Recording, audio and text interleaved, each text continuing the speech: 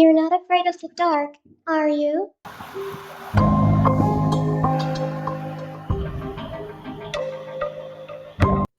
When you think of boxing robbery, what comes to mind? Probably a crooked judge's scorecard, right?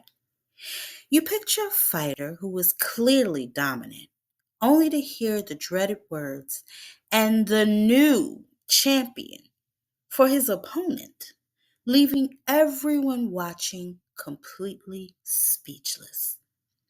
But the biggest heists in the sport's history weren't hidden on paper. They were brazen, in your face thefts, pulled off not by the judges, but by the man in the middle. The one person with the power to stop a fight, who sometimes used that power to rob a fighter of everything. Welcome back to another episode of Boxing's Dirty Secrets. I'm your host, Jab Queen Boxing, and today we're going to talk about the biggest robberies in boxing history. And they weren't by the judges. We're not talking about controversial 115, 113 scorecards. Oh no, baby. We're talking about robberies committed in plain sight.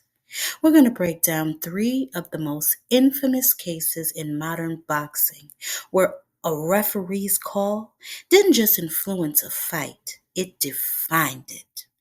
These are the moments that cost fighters their undefeated records, their world championships, and in some cases, their entire legacies. Proving the most dangerous man in the ring isn't always the one wearing the gloves.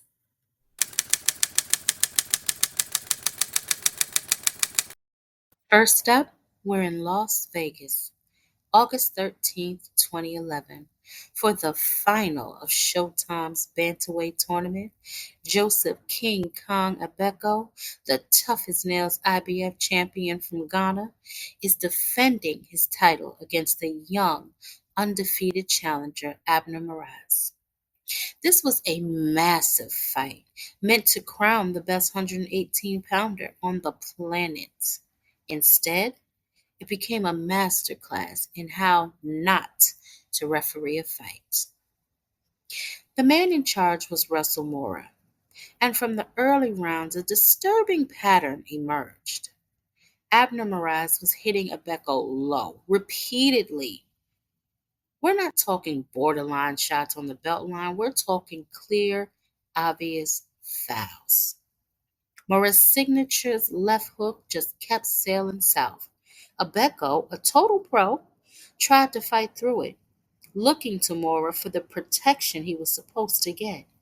But the warnings were soft and the penalties were non existent.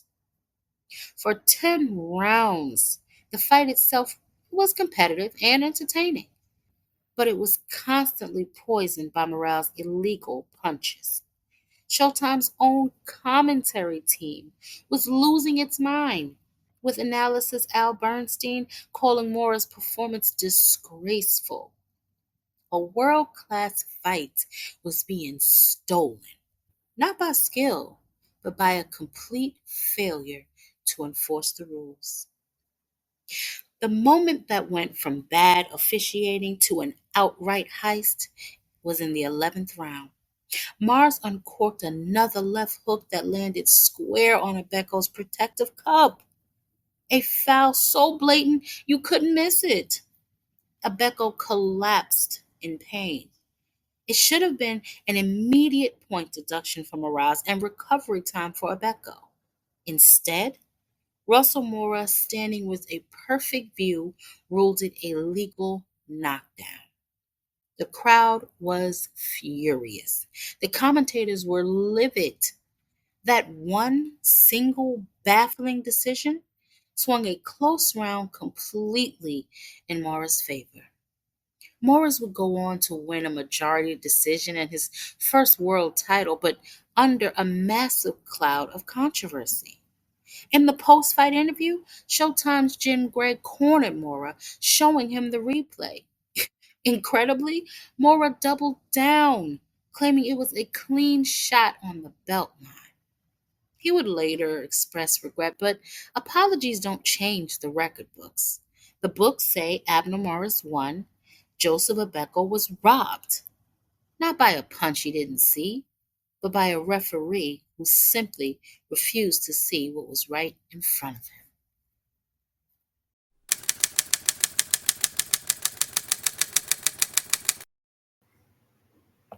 Some heists are obvious, others are more subtle, hiding in the gray areas of the rule book.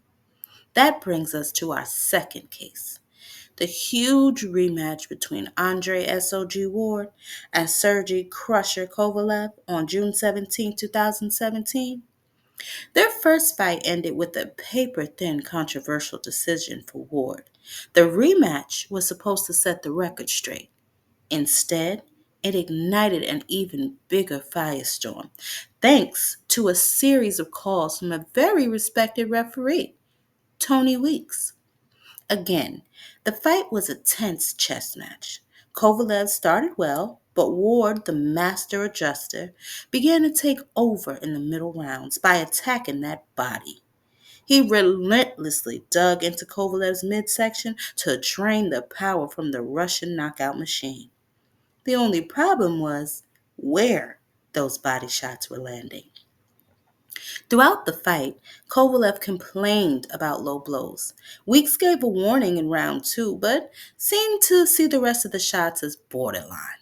Legal punches on the belt line. This is where a ref's interpretation changes everything. What one ref sees as good body shots, another sees as a foul. To Kovalev, Ward's punches were consistently low, but his complaints, they fell on deaf ears. The fight met its explosive and contentious end in the eighth round. Ward rocked Kovalev with a big right hand that had him staggering. Smelling blood, Ward jumped on him, cornering Kovalev and letting his hands go, baby. He fired three final brutal shots to the body. Kovalev crumbled over the ropes in agony. And just like that, Tony Weeks jumped in and waved the fight off. No count. Kovalev was still on his feet, and he immediately started protesting, screaming that the final punches were low. Replays showed the finishing blows were, at best, on the belt line, and at the worst, clearly illegal. As it happened, commentator Molly Malinaji yelled, "Some of these shots are low, though." Tony Weeks defended the stoppage, saying the punches were on the line and he was stopping it because of the overall punishment Kovalev was taking. But in doing so, he robbed everyone of a definitive ending and robbed Kovalev of the chance to recover. If those final shots had been ruled low, Kovalev would have gotten up to 5 minutes to recover, a lifetime in a championship fight. Instead, his night was over. This was a robbery by interpretation. Tony Weeks interpreted a series of borderline shots as legal, which led to a stoppage where the finishing blows themselves were deeply questionable. Andre Ward cemented his Hall of Fame legacy that night, but for many, it will forever have an asterisk next to it, placed there by the third man in that ring.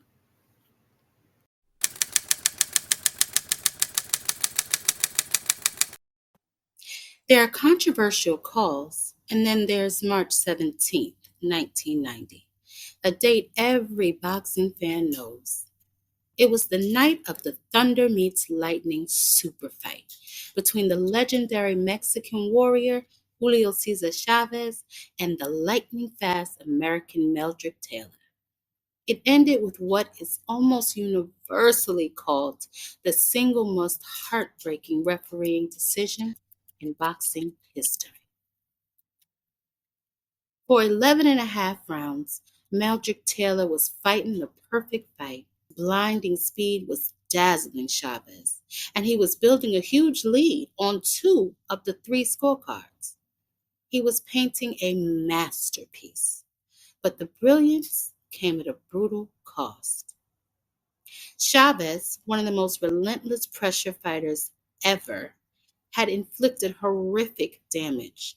By the final round, Taylor's face was grotesquely swollen. He had reportedly suffered a facial fracture and was urinating blood. Still, victory was his, but his corner, in a disastrous move, told him he needed to win the final round. So instead of staying away, Taylor kept fighting. With just seconds left in the entire fight, Chavez landed a massive right hand that sent Taylor down hard. The clock was ticking. The fight was almost over. Showing unbelievable heart, Taylor grabbed the ropes and pulled himself up at the count of 6. The referee, veteran Richard Steele, walked over and asked him twice, "Are you okay?" Taylor, dazed and possibly looking at his cornerman on the ring apron, didn't answer directly, though he seemed to nod.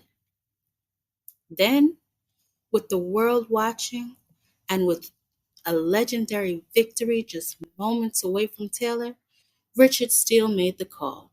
He waved his arms, stopping the fight. The official time, 2 minutes and 58 seconds of the 12th round. There were only 2 seconds left on the clock. Absolute chaos. Taylor's corner went insane. Chavez, pulled from the jaws of his first ever loss, was handed a TKO victory. If the fight had lasted just 2 more seconds, Mildred Taylor would have won a clear decision and became a boxing immortal. Instead, he was handed a loss that effectively shattered his career. The debate has raged for decades. Steele has always defended his decision, saying his number one job is to protect the fighter no matter how much time is left. He pointed to Taylor's injuries and his non response as proof he couldn't continue. But critics say a referee must have situational awareness. They argue Steele stole a victory that Taylor had earned with incredible skill and unimaginable courage. I don't know. Mildred Taylor, he was never the same fighter. The physical and psychological damage was just too much.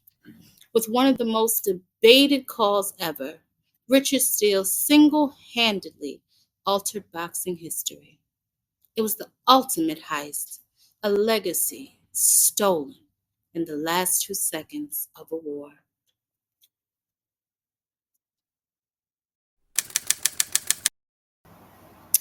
A heist by inaction, a heist by interpretation, and a heist by premature, catastrophic decision.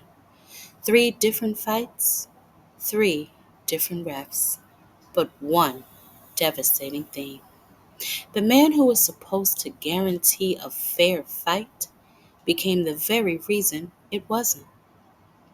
The actions of Russell Mora, Tony Weeks, and Richard Steele are a brutal reminder that the biggest threat to a fighter isn't always the man in the other corner or the judges at ringside. Sometimes it's the third man in the ring.